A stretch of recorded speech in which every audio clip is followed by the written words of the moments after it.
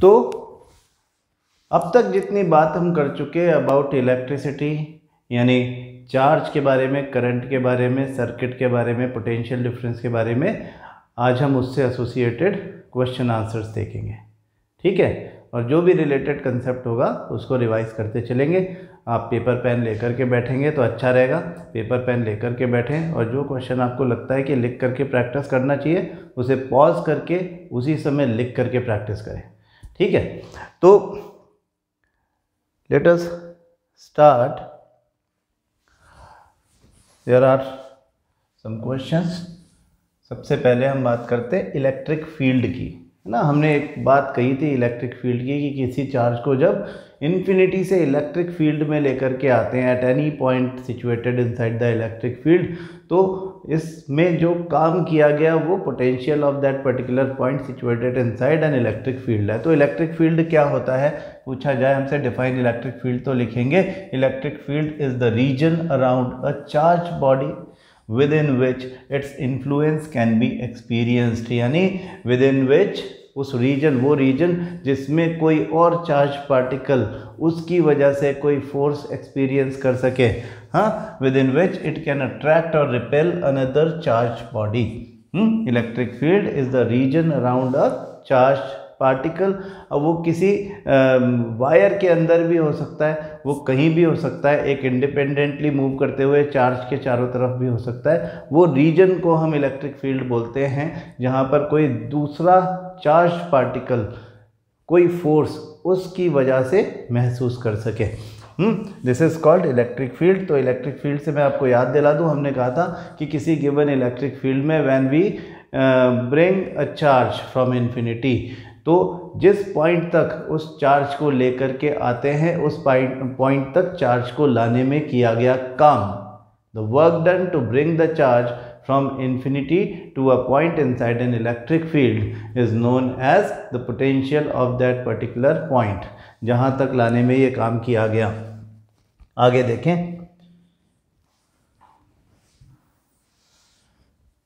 Next question देखें, define electric potential at any point in an electric field. Whatever we were saying right now, वो यही बात है कि इलेक्ट्रिक पोटेंशियल क्या है। The electric potential at any point in an electric field is the amount of work done in bringing a unit positive charge from infinity to that point.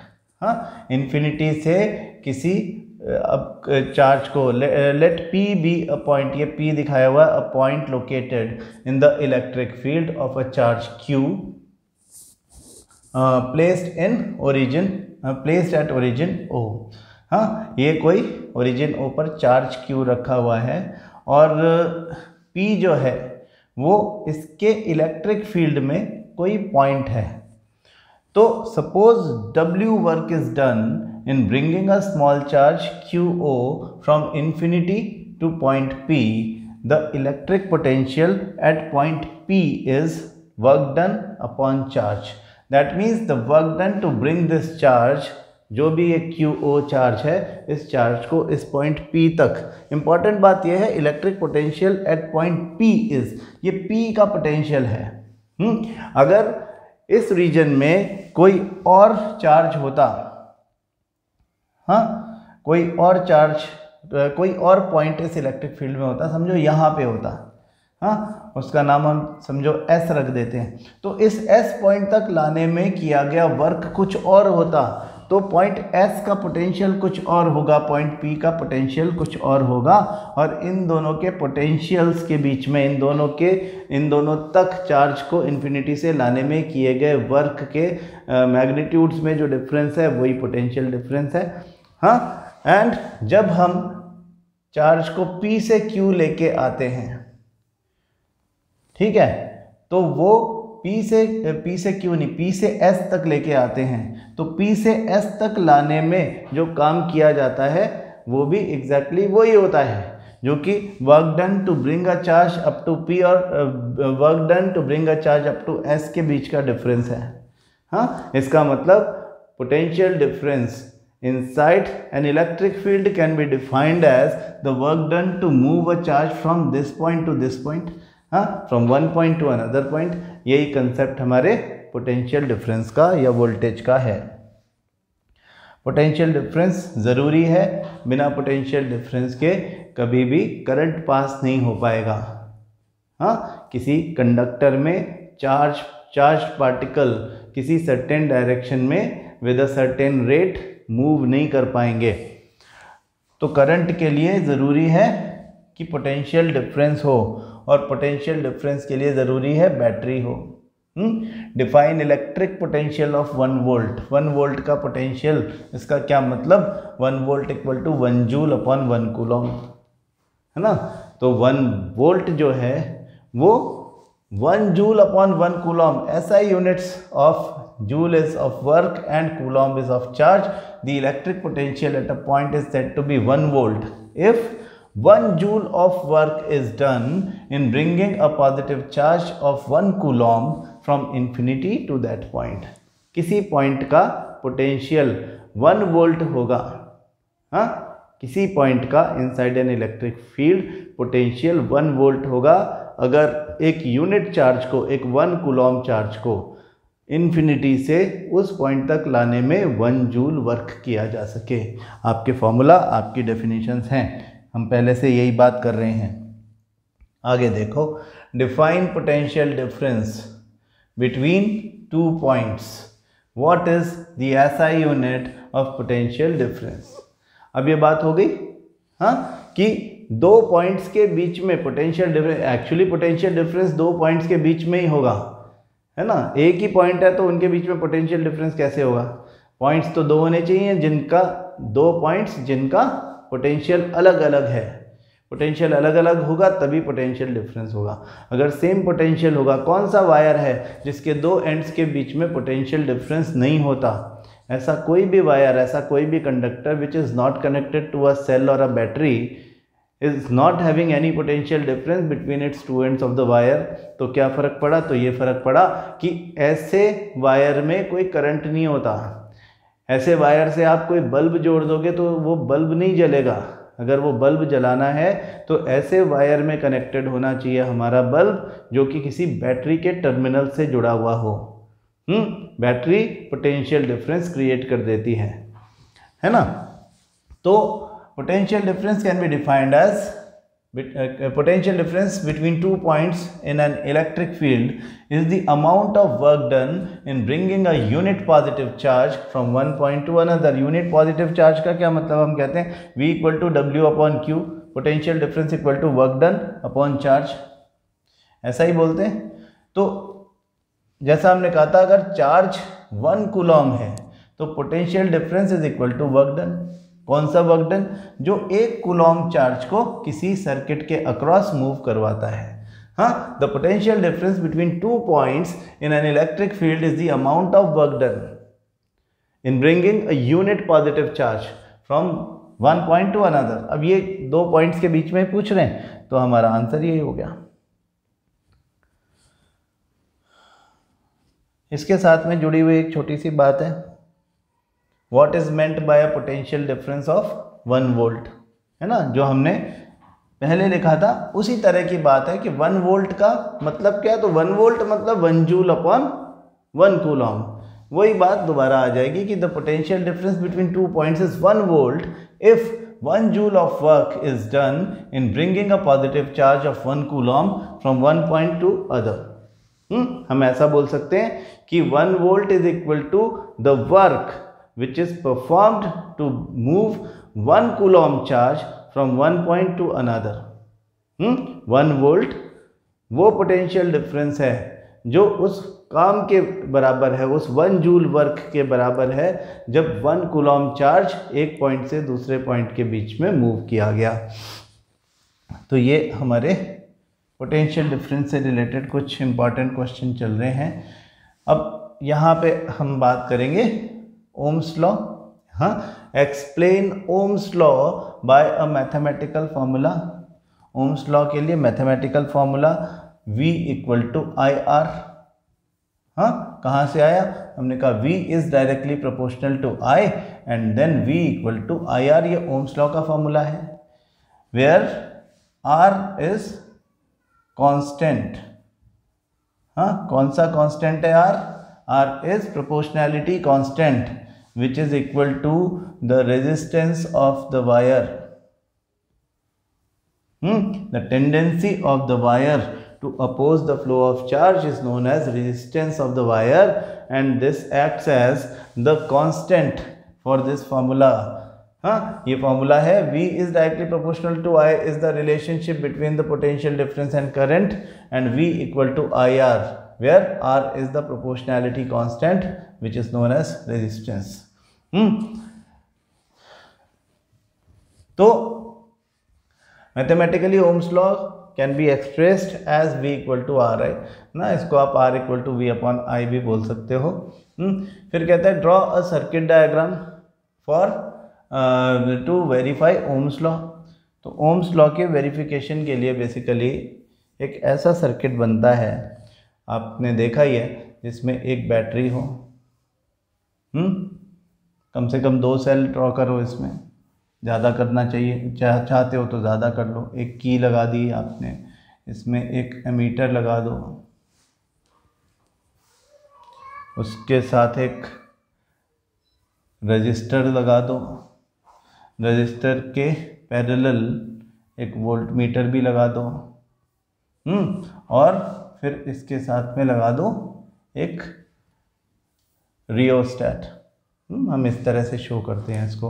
तो इन सबको label कर दो. ये कुछ रजिस्टर है, A B लिख दिया हमने, this is battery, this is key. When key is plugged in then the current will move like this. यहाँ पे साइन ज़रूर लिखना है, ये प्लस माइनस हमने किया तो एमीटर का प्लस ये, माइनस ये, वोल्ट मीटर का प्लस ये, माइनस ये. इन दोनों के प्लस बैटरी के प्लस को फेस करना चाहिए और माइनस बैटरी के माइनस को फेस करना चाहिए. दिस इज की और स्विच, एक ही बात है. ये आपका ओम्स लॉ का डायग्राम बन गया. रियोस्टैट को वेरिएबल रेजिस्टेंस भी कहते हैं. Present the relationship between the voltage applied across a conductor and the current flowing through it graphically. अब हम क्या कह रहे हैं कि voltage applied across a conductor यानी V, current flowing through it I, उनके बीच में ग्राफिकल रिप्रेजेंटेशन बताओ तो ओम्स लॉ का ग्राफ बनेगा, where V and I are represented like this. Volt में V होगा, I should be in ampere, और we will get a straight line graph where the slope of the graph is resistance. V is directly proportional to I का representation graphically इस तरह से होता है. With the help of a circuit diagram, explain how would you find the resistance of a wire. किसी wire का resistance आपको पता करना है तो आप क्या करोगे? तो बड़ी सिंपल सी बात है कि आपने एक सिंपल सा, जैसा हमने अभी सर्किट बनाया था उसमें से रियोस्टैट हटा दो, तो वैसा ही एक हमने सर्किट बना दिया है. ठीक है, वैसा ही बैटरी है, की है, एमीटर है, वोल्ट मीटर है ना. अब आपके पास में रेजिस्टेंस जो है, ये रजिस्टर है, इसका रेजिस्टेंस R अननोन है, यू डोंट नो ये क्या है. तो हम क्या करेंगे, इसको प्लग इन करेंगे. तो वोल्ट मीटर हमें कुछ वैल्यू देगा, हम लिख देंगे V इतना है. एमीटर कुछ वैल्यू देगा, हम कहेंगे कि A इतना है. जब V और A की वैल्यू आ जाएगी तो हम उसे नोट कर लेंगे और फिर हम लिखेंगे ओम्स लॉ से R equal to V upon I. V upon I formula में ये दोनों वैल्यूज़ अगर हम डाल देंगे तो हमको R का वैल्यू मिल जाएगा. If you are not satisfied with that, आपको रीअश्योर करना है कि यही है, तो आप एक R1 ले लो, V1 A1, फिर उसके बाद दोबारा रीडिंग करो, इसको स्विच ऑफ कर दो, फिर से स्विच ऑन करो, V2 A2 के लिए R2 ले लो. ऐसे फिर एक और रीडिंग लो. ऐसे ही 3 4 5 रीडिंग जितनी आपको लेने की इच्छा है ले लो, बहुत ज़्यादा टाइम तो लगता नहीं. तो आप जब ये रीडिंग लोगे तो उन सब की वैल्यूज़ जो आएंगी वो आपको एक आइडिया दे देंगी कि कितना ये रेजिस्टेंस है. मतलब एक्यूरेसी आपकी थोड़ी बढ़ जाएगी, है ना. तो this is how it is done. Simple बातें, सिंपल क्वेश्चंस है ना। पढ़ लेते हैं क्या लिखा हुआ है कि connect the unknown resistance R in series with a battery, a plug key and an ammeter. Also connect a voltmeter in parallel with the resistance R. Note the readings of the voltmeter and the ammeter. Let the readings be V, that is volt, and I, that is ampere. I का ampere और V का volt respectively. Then the unknown resistance will be R equal to V upon I. तो V और I की value हमको हमारा experimental setup दे रहा है और हम mathematical formula R equal to V upon I जो कि ओम्स लॉ का फार्मूला है उसमें हम इन दोनों की वैल्यूज़ को डाल करके V I का रेशियो निकालते हैं, वही रेजिस्टेंस है। What is difference between resistance and register? What is a register? Register is a conductor having appreciable resistance. Appreciable resistance मतलब ऐसा रेजिस्टेंस जिसका रजिस्टर जिसका रेजिस्टेंस जो ट्रांसमिशन वायर है, जो सर्किट बनाने वाला कॉपर वायर है उससे ज़्यादा हो तो हम उसको अप्रीशिएबल रेजिस्टेंस बोलते हैं। और मतलब ठीक ठाक ज़्यादा हो, एकदम बराबर सा ना हो, ठीक ठाक ज़्यादा हो, कंसीडरेबली ज़्यादा हो, तो वो तो होता है रजिस्टर। हम जितना ये जिगजैग लाइन बनाते हैं ये सब रजिस्टर्स हैं। हमारे सर्किट्स में जो इलेक्ट्रिकल अप्लायंसेस होते हैं वो भी एक्चुअली रजिस्टर्स ही होते हैं। तो resistance is the tendency of a conductor, tendency of the wire to oppose the flow of charge. Resistance एक टेंडेंसी है, ठीक है। रजिस्टर तो एक एंटिटी है। रजिस्टर जो है वो एक कंडक्टर है, एक ऐसा कंडक्टर जो किसी सर्किट में लगा हुआ होता है तो उसका रेजिस्टेंस ज़्यादा होने की वजह से उसमें करंट को चलने में थोड़ी सी तकलीफ़ होती है, उसे पार करने में करंट को थोड़ी सी तकलीफ़ होती है और इस दौरान आपकी जो इलेक्ट्रिसिटी है, जो इलेक्ट्रिकल एनर्जी है वो किसी दूसरे फॉर्म में यानी यूजेबल फॉर्म में कन्वर्ट हो जाती है। तो हमारे सारे इलेक्ट्रिकल अप्लायंसेस जो कि हमारे डोमेस्टिक सर्किट में लगे हुए होते हैं उन सब का कोई ना कोई स्पेसिफिक रेजिस्टेंस होता है जो कि ट्रांसमिशन वायर से ज़्यादा होता है। The property by virtue of which a material opposes the flow of current through it is called resistance and any material which has some resistance is called a resistor. चलो अब आगे छोटे छोटे question जो है या मीटर वोल्टमीटर, मैं ये बातें कई बार बता चुका हूँ आपको, ये बहुत ध्यान से याद रखें। ऐसा क्वेश्चन बोर्ड एग्जाम में 3-4 साल पहले पूछा भी जा चुका है। Why is an ammeter connected in series in a circuit? Ammeter को सीरीज में क्यों जोड़ा है? क्योंकि अमीटर का काम क्या है? To detect the current in the circuit. And to detect the current in the circuit it is required that all the current should pass through the ammeter. तो अमीटर में से करंट पास तभी हो पाएगा पूरा का पूरा जितना उस सर्किट में चल रहा है जब वो सीरीज में कनेक्टेड होगा। अगर वो पैरेलल कनेक्ट कर दोगे आप किसी अमीटर को तो फिर a part of the current passing through the circuit will enter into the ammeter, not the entire current. Then what will happen?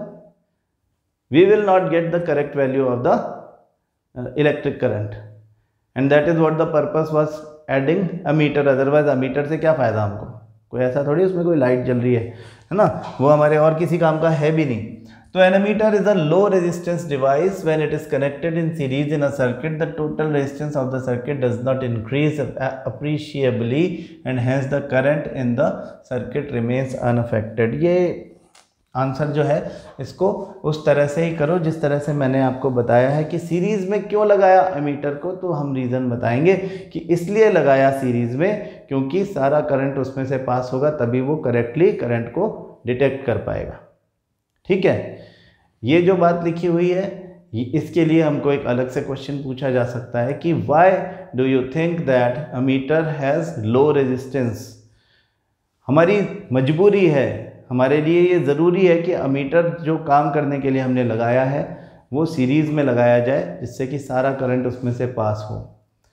तो ऐसे में this device has to be of low resistance so that the maximum current passing through it should not get affected by the appreciable resistance। बहुत ज़्यादा resistance होना नहीं चाहिए इसका। तो ये किसी अप्लायंस की तरह से बहुत ज़्यादा एनर्जी खर्च ना करवा दे हमारी, इसके लिए हम चाहते हैं कि उसका रेजिस्टेंस मिनिमम रहे। ये क्वेश्चन भी आएगा, why is a voltmeter connected in parallel across a circuit element.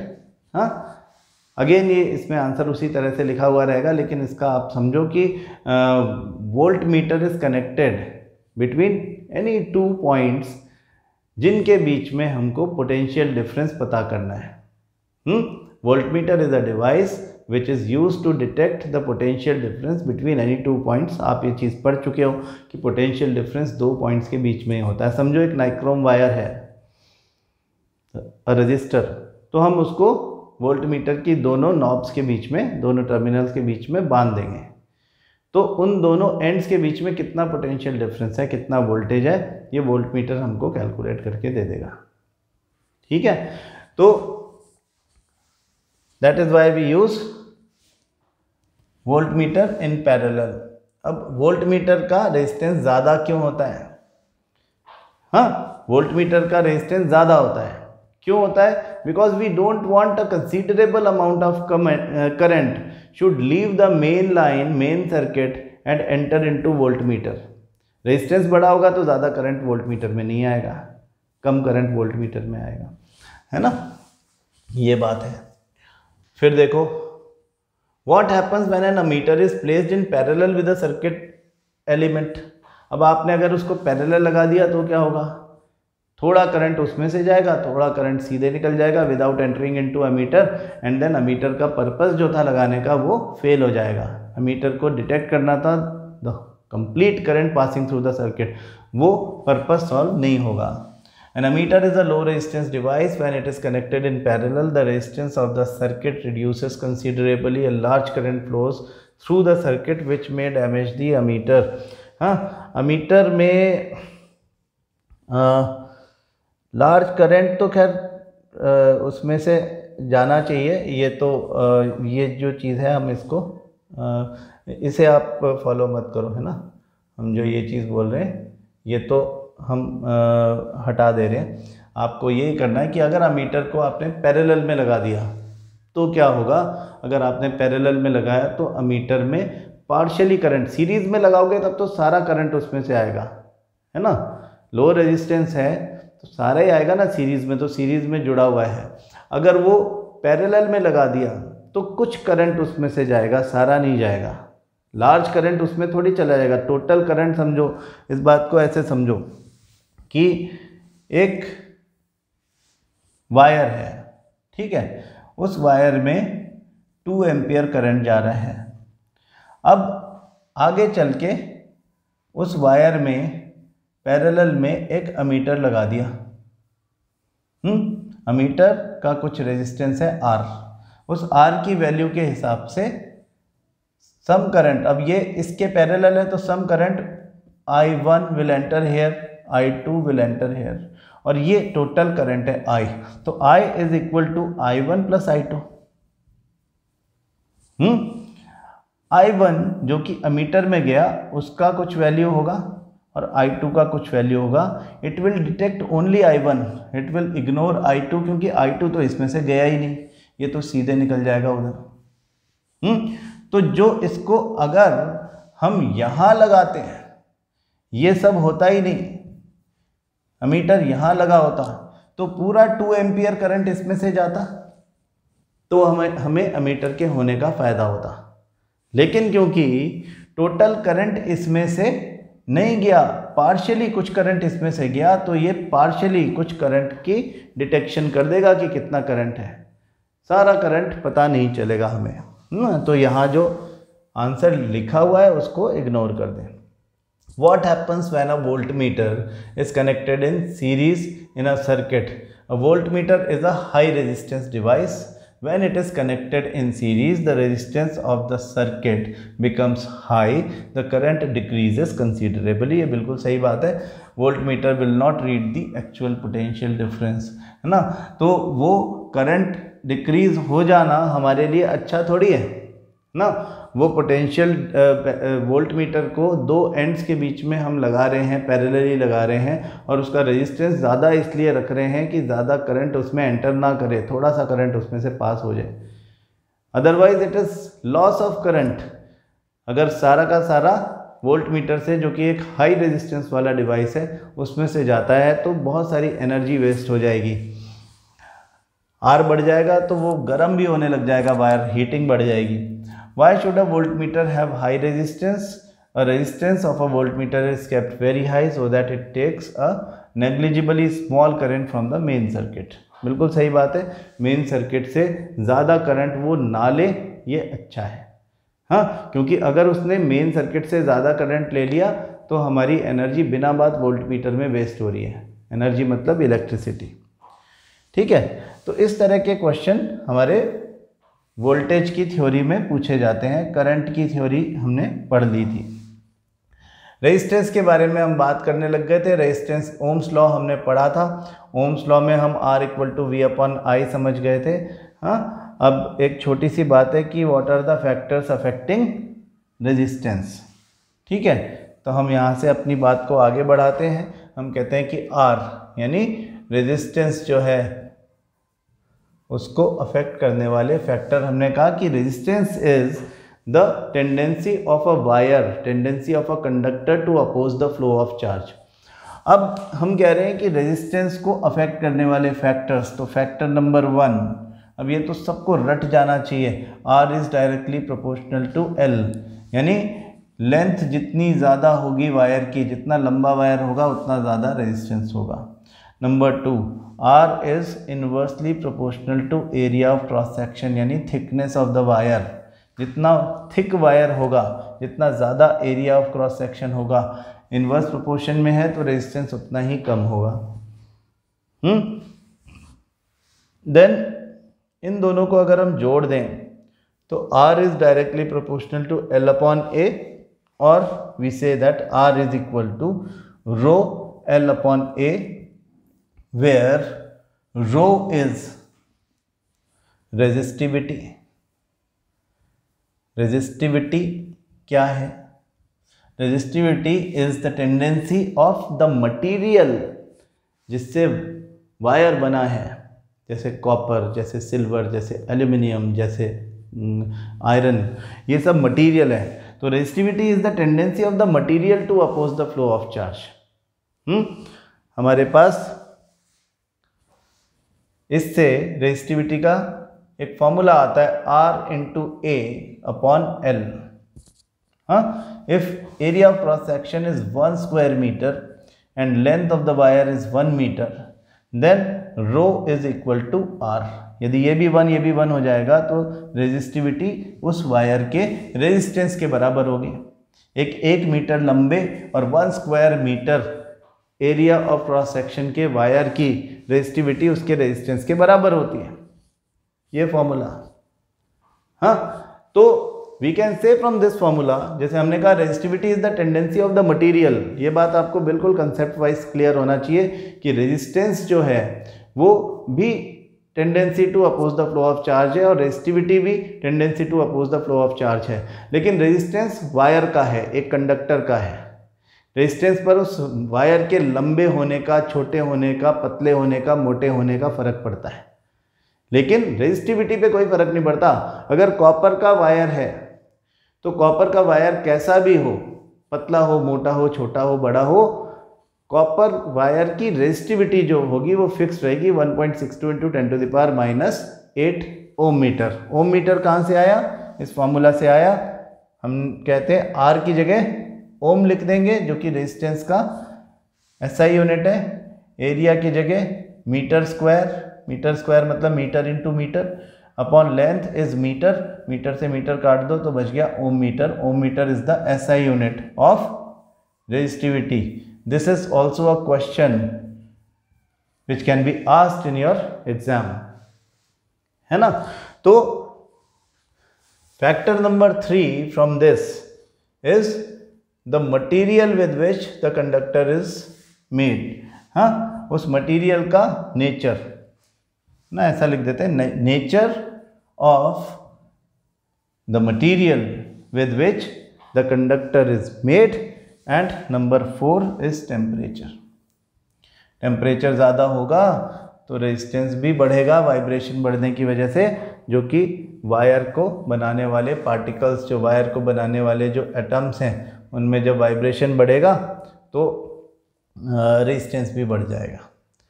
तो रेजिस्टेंस को अफेक्ट करने वाले 4 फैक्टर्स हुए। एक तो length, R is directly proportional to L। दूसरा area of cross section, that is thickness of the wire, it is inversely proportional to area of cross section. And number 3, the nature of the material with which the wire was made, and number 4, the temperature. These are the 4 factors affecting resistance. कल हम इससे related numericals और ज़रूरी questions भी पढ़ेंगे और साथ में रजिस्टर्स के combination, series and parallel combination का डेरिवेशन करके और उससे रिलेटेड क्वेश्चंस की भी बात करेंगे। Thank you.